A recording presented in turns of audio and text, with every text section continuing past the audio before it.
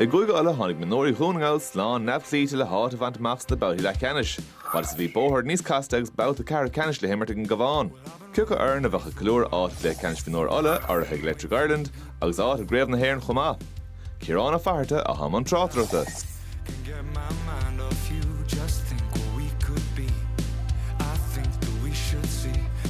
We'll take a hard like Brady and a holy like Brady.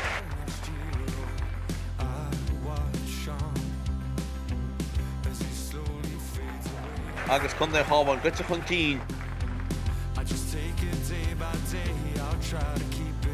Buaicphointí Stoilm, Buaicphointí Shagadíide.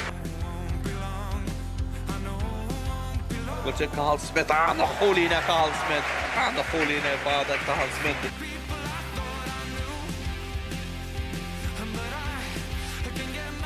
Go hard in Joseph Gibbons, but she shouldn't have his last on Cavan and a holy in Joseph Gibbons.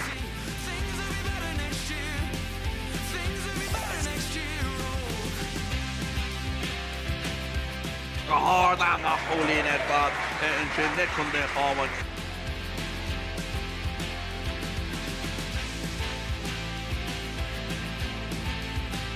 We'll go hard, get it with the conscience, because she had it last on and got on the floor in the full score in East.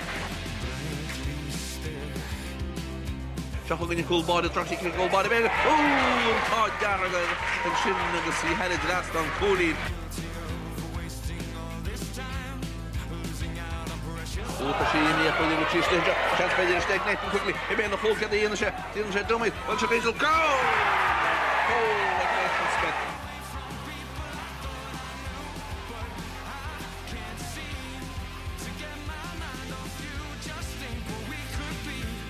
Go hard the step into the own pool, touching the brown with point, can't go hard and a full lead.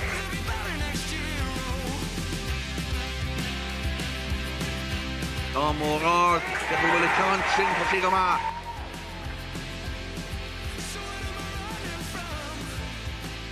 Three other shot points to Maguire go hard. Agus Maguire had it last on.